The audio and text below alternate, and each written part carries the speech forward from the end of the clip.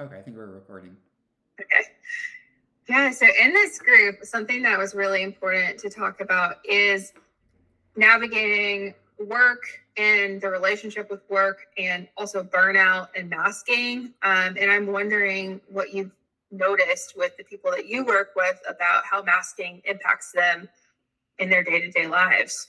Yeah, that's a great question. So it's like this neurodivergent nervous systems when we're in like this kind of work environment with these demands and these expectations and have to kind of show up in a certain way, we're often kind of masking or camouflaging in order to kind of fit in and maybe compensate for some of our executive function challenges.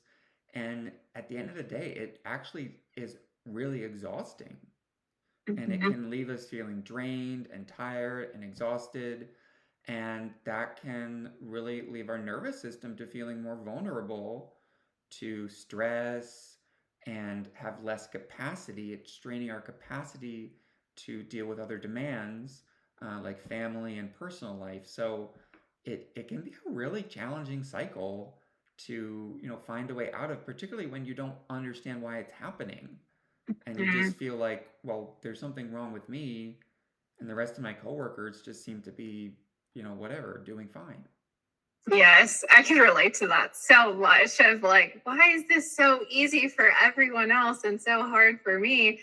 Finding out that like not everyone was putting so much effort into just kind of showing up to work and maybe even have like remembering to have small talk. That's something I've had to work on a lot is like I have to ask somebody how they're doing and I have to ask like, a question about their Yeah. weekend. Like I have to remind myself to do that versus someone who is not neurodivergent. That may come more naturally for them. So I'm actually putting a lot of effort into just like being there and like not sticking out. Yeah, yeah.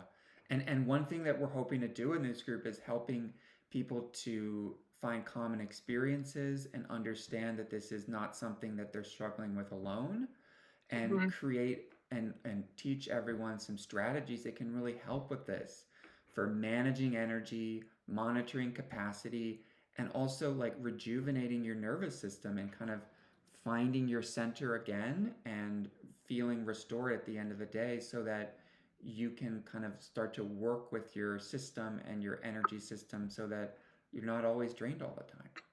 Yeah. Yeah. That's the hope of this group. That's the hope of the work I do with clients is just like this does not have to be something where you always feel like you're on the outside, where you always feel like something's wrong with you. This can be something that you understand about yourself and then support yourself in and actually find some joy in your life. As an adult, it's hard to find that joy. And as a neurodivergent person, it can be hard. So it's about like, here's tools that will give you more room so that you can access some more of that joy. Yeah, that's really well said.